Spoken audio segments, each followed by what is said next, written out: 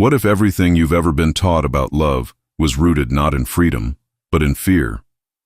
From a very early age, we are introduced to the idea that love means attachment. We're told that to truly love someone, we must commit fully, stay close, protect, and above all, never let go. On the surface, this may sound noble, even romantic. But what if this deeply ingrained idea is actually the beginning of suffering? Many people enter relationships carrying a subtle but powerful belief. If I love you, I must own you. Not own in the literal sense of possession, but in emotional terms. You must be mine. You must choose only me. You must act according to what makes me feel safe. You must fulfill my expectations, or else I'll doubt your love. Slowly, without even noticing it, love becomes conditional. Alan Watts, the renowned philosopher, turned this belief upside down. He suggested that true love has nothing to do with ownership. In fact, the moment we try to cling to someone, the love between us begins to fade. Why? Because real love breathes. It's not confined. It's not locked in a box. It's like a flame that flickers when the wind touches it. Beautiful because it's alive, not because it's trapped. Think about it. When was the last time you felt truly free in a relationship? When did you last love someone without needing them to change or conform to your ideal? For most people, this kind of love feels like a fantasy, but Watts believed it's the only kind of love worth experiencing. He described love not as a contract or a set of rules, but as a dance. A dance where both partners move freely, responding to the rhythm, respecting each other's space, and never stepping on each other's toes out of desperation. You don't dance to arrive somewhere. You dance because you enjoy the movement itself. Love, in this sense, is a continuous unfolding, not a destination. But society has trained us differently. We've been told that a successful relationship means exclusivity, control, consistency, predictability. These may sound like virtues, but in the context of human emotion, they can quickly turn into cages. The moment we try to secure love, we often end up strangling it. Imagine holding a butterfly. If you grasp it tightly, it will die. But if you open your palm and let it rest there, it might stay for a while. It might fly away. But while it's there, it will be beautiful, alive, and real. That's how Watts saw love. A presence, not a possession. A moment, not a guarantee. A gift, not an obligation. This challenges us deeply. We don't like uncertainty. We crave security. So we place conditions on love.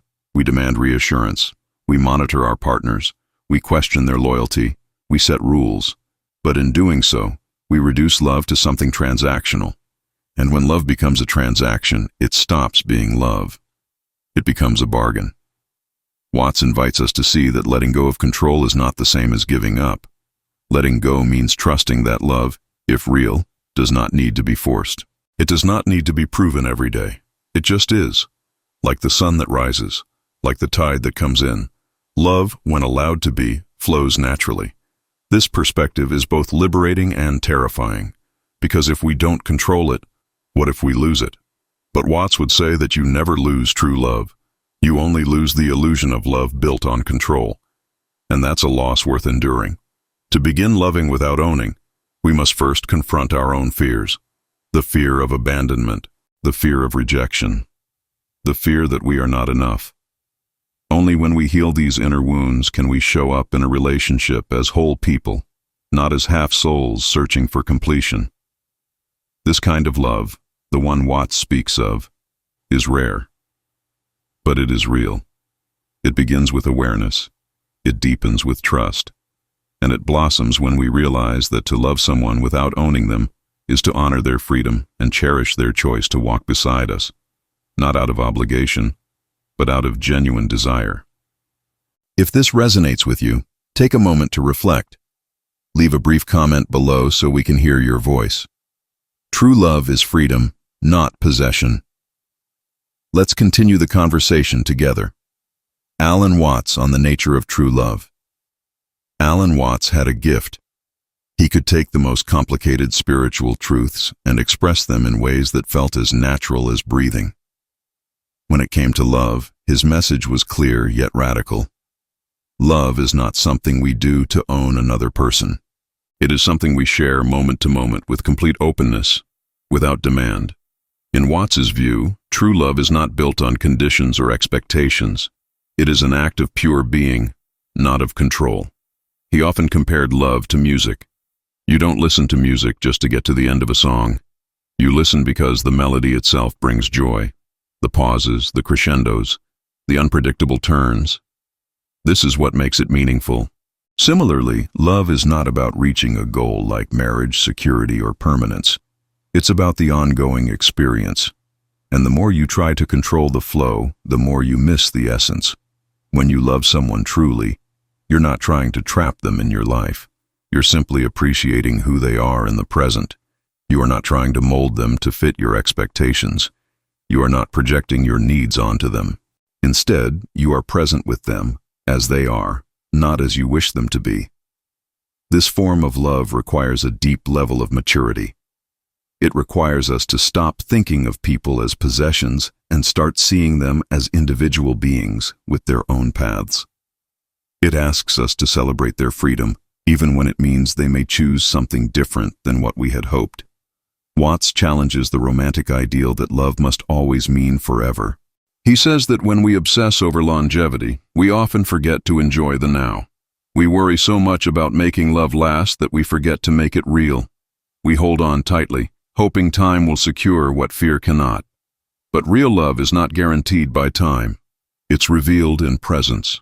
One of the most profound things Watts taught was this: if you love a flower, don't pick it, because the moment you pick it, it dies.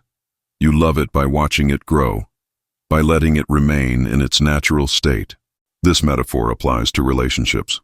When we try to make someone fit our script, we uproot who they really are. We often say, "I want you to be mine." But Watts would ask, do you want them to be yours, or do you want them to be themselves? True love isn't about having someone. It's about knowing them, seeing them, and allowing them to be free in your presence. This is not an easy concept to embrace. Most of us have been raised on love stories where sacrifice, jealousy, and control are seen as signs of passion. We've been told that if someone loves you, they'll change for you. That if someone wants you, they'll abandon all else. But Watts offers a different kind of wisdom. He teaches us that love does not require sacrifice of self, but celebration of self. In a world full of insecurity, it takes great courage to love this way. It means giving up the illusion of certainty. It means living in a space where the other is free to leave, and yet choosing to love them anyway. This kind of love cannot be manipulated. It cannot be threatened. It cannot be bought. It only exists when both people are fully aware and fully alive. Love, in the way Watts describes it, is not a need, but a gift. You give it not to receive something in return, but because it is overflowing from within you. It is an offering, not a negotiation. And the more you give it, without expectation, the more it fills your own life with beauty. Watts reminds us that to truly love someone, you must allow them to be who they are, even if who they are is not who you thought they would be. That is the risk, but it is also the reward. Because in that space of honesty and freedom, something rare happens. Two souls meet without masks. They connect without pressure. And in that space, love becomes real. Let his words echo in your mind today. Ask yourself, am I loving or am I trying to own?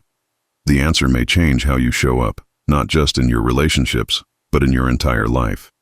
Why ownership kills connection? It begins with good intentions. We meet someone, feel a deep connection, and naturally want them to stay in our lives. We want consistency, security, and reassurance. But slowly, often without realizing it, what begins as love transforms into control. We start to monitor, to question, to expect. We create rules, sometimes spoken and sometimes silent, and somewhere along the way, the vibrant, living connection we once felt begins to fade. What remains is a shadow of love, dominated by fear and the desire to own. Alan Watts warned about this shift. He believed that ownership is the death of connection. When we try to possess another person, even emotionally, we turn a dynamic, flowing relationship into something rigid. Love, he argued, is not a thing to be held. It is an experience to be lived. The moment we try to make it permanent through force or control, we begin to lose its essence. This might sound counterintuitive, especially in a world where phrases like "you're mine" are considered romantic. But when examined more closely, those words reflect not affection, but attachment. They imply that the person we love is no longer free, that they belong to us. And yet, how can love flourish where freedom has been taken away? Watts reminds us that the human spirit cannot be owned. No matter how much we want someone to stay, they remain a free being with their own will, emotions, and path. To love them is to respect that freedom, not to fight it. And this is where many people struggle. We believe that if someone loves us, they will want to be with us always. We feel threatened by their independence, their need for solitude, or their personal growth when it seems to pull them away from us. But real connection does not fear space. It does not require constant validation. It does not shrink when one partner explores their individuality. Instead, it grows stronger in that space. Because when two people remain connected not out of obligation, but out of choice, the love becomes authentic. Jealousy, one of the most common poisons in relationships, stems from this confusion. We fear that if we are not constantly present or involved, someone else might take our place. So we tighten our grip. We ask for proof. We demand attention. But in doing so, we drive the other person away. Love cannot breathe when it is suffocated. Think of a bird in the wild. It is beautiful because it flies freely. If you trap it in a cage, it might still exist, but it no longer soars. It no longer sings the same way. It has lost its essence. Relationships are no different. The tighter the hold, the more we lose what we loved in the first place. Watts often emphasized that trying to control love is like trying to grasp water with your hands. The harder you squeeze, the more it slips through your fingers. The only way to hold water is to cup your hands gently. The same is true for love. It must be held with care, not with force. This insight challenges the traditional view of commitment. Many assume that commitment means giving up parts of yourself to fit into someone else's world. But Watts invites us to see commitment differently, not as sacrifice, but as mutual respect. Not as merging into one identity, but as dancing side by side with separate rhythms that complement each other. If we want to preserve the real connection in our relationships, we must learn to let go of the need to possess. We must stop asking, "How can I keep this person?" and start asking, "How can I see them more clearly?" We must replace control with curiosity, replace fear with trust, replace demands with appreciation, because ultimately, love is not something you hold on to. It is something you participate in. It is alive, and like anything alive, it needs air, space, and freedom to grow. If you have ever found yourself afraid of losing someone, remember that the most beautiful relationships are those where both people are free to leave, but choose to stay. Loving without attachment, a higher form of relationship. There is a quiet revolution that happens in the heart when we begin to love without attachment. At first, it feels unfamiliar, maybe even unnatural. For so long, we have equated love with dependency, loyalty with control, and closeness with ownership. But Alan Watts proposed a different perspective, one that lifts love to a higher, freer state of being. He challenged us to consider the possibility that the deepest love is not the one that clings, but the one that lets go. To love without attachment does not mean indifference. It does not mean being cold or distant or disconnected. Quite the opposite. It is a love so pure that it allows the other to exist as they are, not as we wish them to be. It is a love that is present, compassionate, and joyful, even when it does not possess. This concept runs counter to much of what we have been taught. We are told that if you love someone, you should need them. That true romance involves sacrificing your identity for the sake of union. That jealousy is a sign of deep affection. But these ideas, though deeply embedded in our culture, often cause pain and confusion. Watts explained that attachment is rooted in fear. We fear that without control, we will lose love. We fear that without constant closeness, our bond will fade. So we cling. We build expectations. We make plans and promises that bind the future. Yet all of this tightens the space where love is meant to breathe. Loving without attachment means showing up every day not because you have to, but because you choose to. It means seeing the other as whole and complete, not as someone who exists to fulfill your emotional needs. It means letting love be a river that flows, not a lake that stagnates. In this kind of relationship, both people grow. Both people remain rooted in their individuality, while nurturing a connection that is based on truth rather than fear. When you love without attachment, you let go of the need for control. You no longer expect the other person to behave in ways that make you feel secure. You stop measuring their actions against your checklist of ideal behavior. Instead, you witness them. You appreciate them. You allow them to be free, and in doing so, you free yourself as well. This kind of love requires a shift in mindset.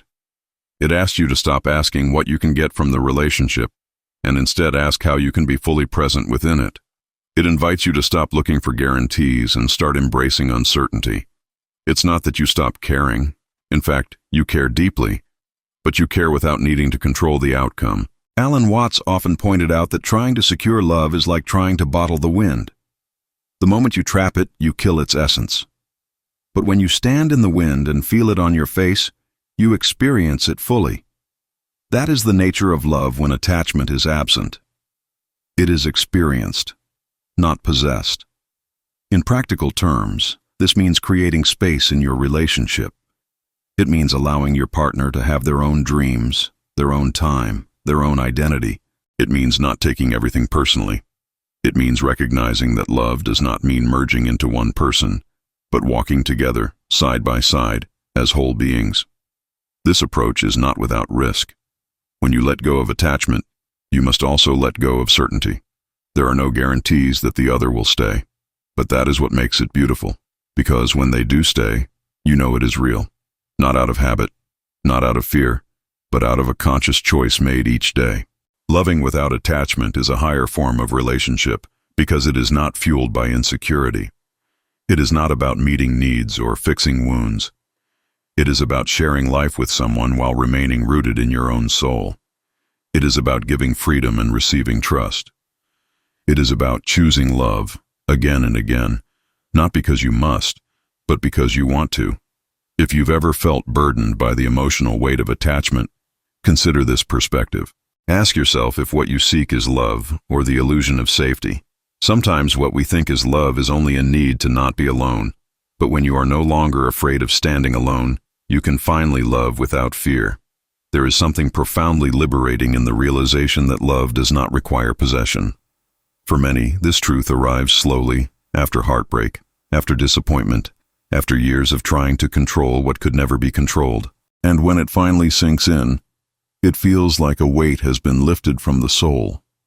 Alan Watts, in his quiet but piercing wisdom, offered this liberation to anyone willing to listen. He didn't teach love as a duty or a demand, but as a space, a sacred space where two beings meet, not to own each other, but to see and be seen. To love someone without owning them is one of the highest forms of respect. It says, "I trust your path, even if it doesn't always align with mine." It says, "I see you as whole, and I do not need to change you to love you." This is not a passive kind of love. It is not indifferent. It is deeply engaged, but it does not carry the chains of fear or the need to control. In this kind of love, each moment becomes a choice. Every time you look into the eyes of the one you love, you are not reinforcing an obligation. You are participating in a miracle. You are standing beside someone who could leave, who is free to walk away and yet remains.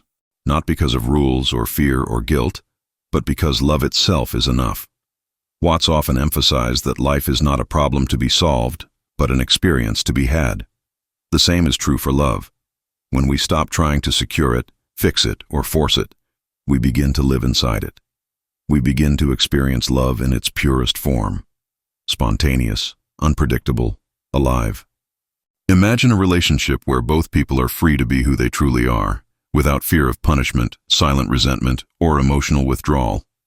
Imagine being able to say, "I love you," without needing it echoed back to feel secure.